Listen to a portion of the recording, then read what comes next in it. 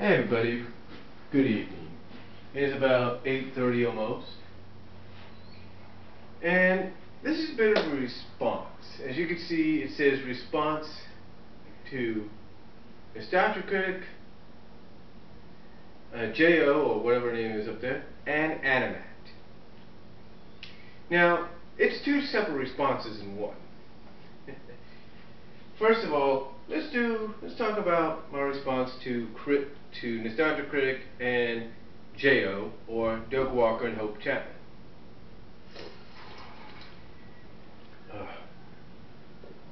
Now, I recently finally saw the review for Digimon. And I have to say that I respect their opinion. I respect what Doug has said. You know, if he doesn't know much about the show or what it's about, he can't review it. And if he doesn't know much about it, period, he can't review a movie adaptation. And I understand whether it's through character or reality, real life feelings towards the movie. I can understand why Hope or J.O. as she's known to her fans, you know, I can understand why she feels this movie sucks. I mean, first of all, you have 3 separate films created at 3 separate times. In Japan, and I'm pretty sure a lot of people may know this, if not, in Japan these are known as original video animations, or OVAs. Basically, they're something that's put in theaters about a few weeks, maybe a month or so before they hit television and in the home video market. And that's exactly what these 3 films were. They were 3 separate films, and they were all based on different eras of Digimon. The first film, in my opinion, was sort of an origin, sort of an introduction to some of the characters. The second film takes place right after the first series. And then the third film takes place right after, you guessed it, the series that follows.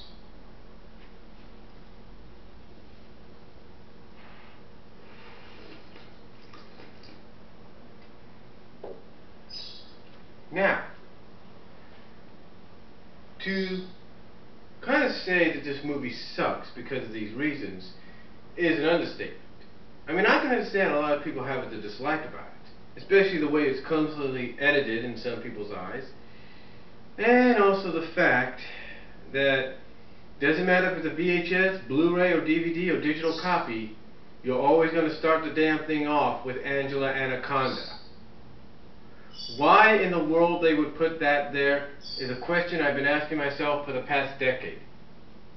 I mean, why? I mean, this is one thing I will agree with. Angela Anaconda had no business. They had no business putting that piece of crap as a play-in featurette for the movie. And what I mean is play-in featurette is it's supposed to promote the movie, and then you go right into it. I mean, honestly, seriously, folks, that's bullshit. And there's a lot of people, believe it or not, myself, those on certain uploading sites, there are those out there that when let's say they have the VHS copy of the movie, like I do, and they can find a way to transfer it to DVD, a lot of them will edit out Angela Anaconda. A lot of people that might download it, or used to download it, if you will, off other places, or even some uploading sites, they too would cut out the Angela Anaconda part because they know that piece of crap has no business being part of that movie. I mean, from a business standpoint, I can understand that they were hoping Angela Anaconda would be the next big thing for them. Wrong, it tanked. So, why they put it there, God only knows. It had no business being there. Now, as far as the film itself, I thought, believe it or not, it was good. I thought it was okay. And I thought of that because of this simple reason. One, back when this movie came out, yes, the internet was out and about. Everybody pretty much knew just about anything you wanted to know. But if you were just getting into anime, if you will, around this time, if you were just getting into it, you wouldn't have known that these three films were separate. All you would have known is here's a big old movie spliced together, put together based on Digimon, created for Digimon. You would have no idea whatsoever that they were three separate films. You wouldn't. Especially, like I said, if you were new to anime. Nowadays, a decade later, I'm pretty sure a lot of people know about the fact that they're spliced together. It's three separate films spliced together. You go on sites like YouTube, Dailymotion, Blimp, and you'll see people uploading the separate the three films separately themselves. You'll get the idea. But to me, I thought it was okay because one,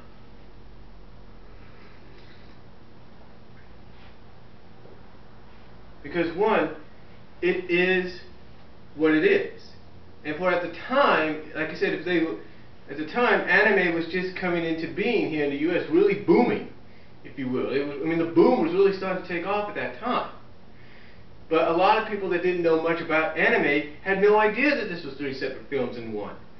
That this was just one huge film, and all they did was go do what some live action films do. You know, just progress into like years later kind of situation chronically.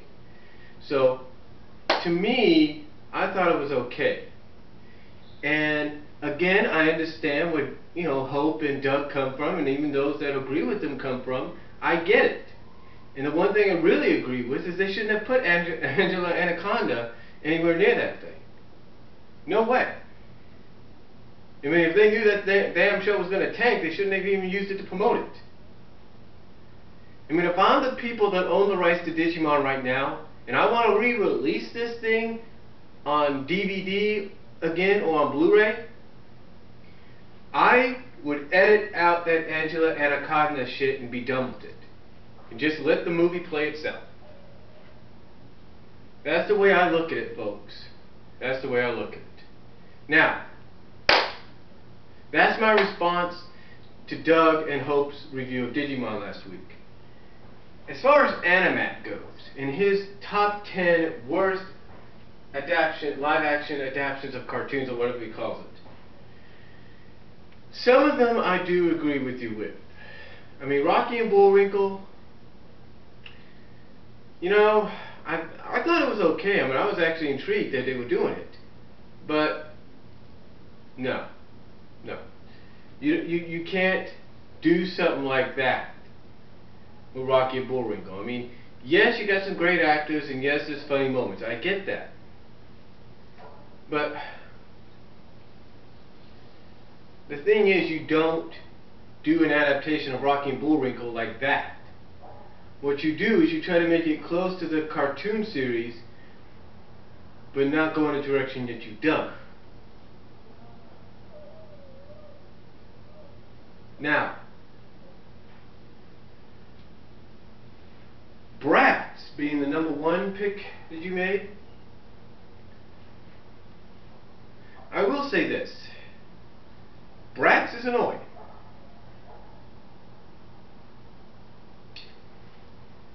And a live action movie should have never been made. But the thing is, a cartoon should have never been made. But even if you were going to do a feature film, you don't do a live action adaptation or something like that. No, you keep it true to its origins. You make it CGI animated. You put more effort into it, and maybe that gets it a passable grade. But doing what they did, all they did was rip off Spice World, Josie and the Pussycats. That's all they did. That's all they did, folks. As far as the other ones go, Dragon Ball Evolution. I'm not going to be surprised that in the next year or so we get news that they're going to remake the Dragon Ball movie franchise and try to make it closer to what it was.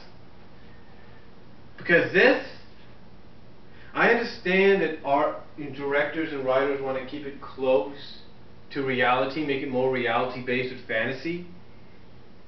But Dragon Ball Evolution was a joke, folks. I mean, I've never seen it, but I'll try to watch it one day. But to me, it was nothing but a joke. Period. And the way people lashed out on it, it's like, come on. You want to give the Dragon Ball franchise, you want to give the movie rights for a Dragon Ball movie to somebody? Give it to the Wachowski brothers, the guys that did The Matrix, the guys that did Speed Racer. Give it to them, and you'll see something better, guaranteed. Last Airbender. I get The Last Airbender, Avatar, whatever you want to call it, and Legend of Korra have got a great following. Don't get me wrong. You know, I'm not sure if they had the female girl that controls water turn into water. I don't know. Or the person that controls this element turn into that element. I have no idea. But I will say this. If people, the way they promoted the shit out of this movie the year before, you thought it would be something big. But the way people looked at it was like, this is the same guy that did the such and such movies, and now he did this? What the hell? You know?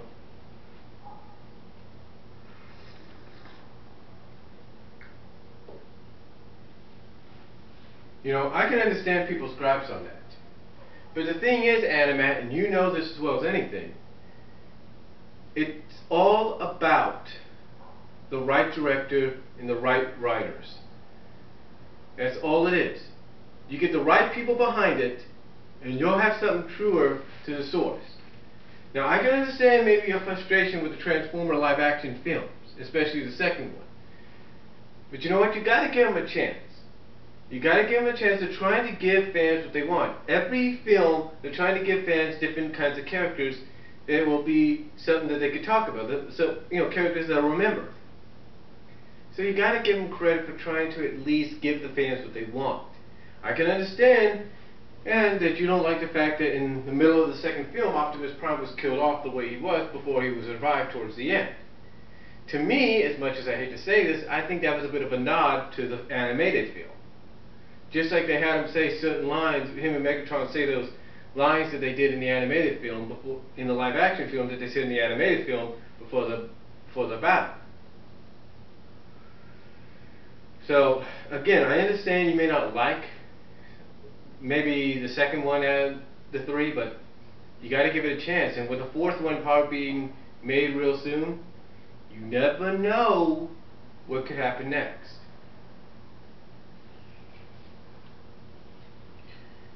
Now, I can't remember a lot of them that you talked about. I can't actually recall a lot of them that you talked about, the other 10. Just some of them that are right off the bat.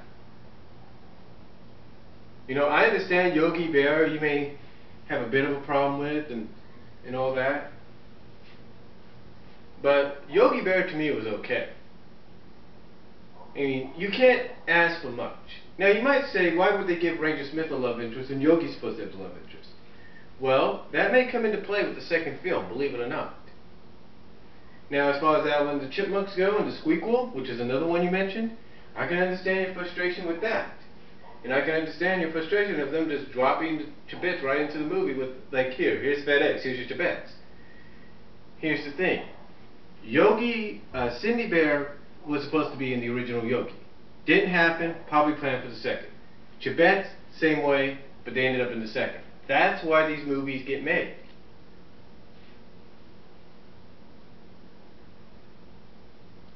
Now, again, there's a lot of others I know you mentioned. And you are right. If you allow those that create the film, create the series, direct the series and write the series, to come in and probably write and maybe direct a live action adaptation of it, then you have something close to the material.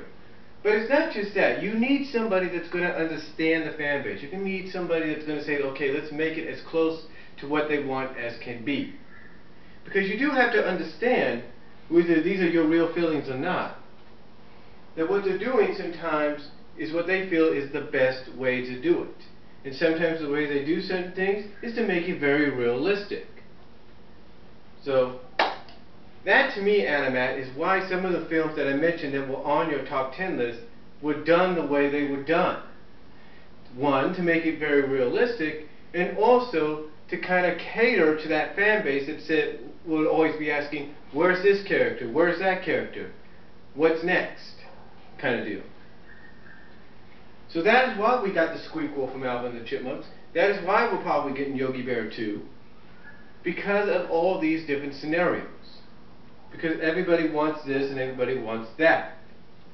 And sometimes they got to carry it over to another film because sometimes they don't have enough room. And they know fans are going to expect certain things and certain characters to appear. So, that's all I'm going to say on it. In that, my response to you, AniMat. So, I hope you all enjoyed this double response to Doug Walker and Hope Chapman, the Nostalgia Critic and J.O., if you will, as well as to AniMat. So, comment down below, tell me what you guys think, video response if you like. I'll talk to you all later.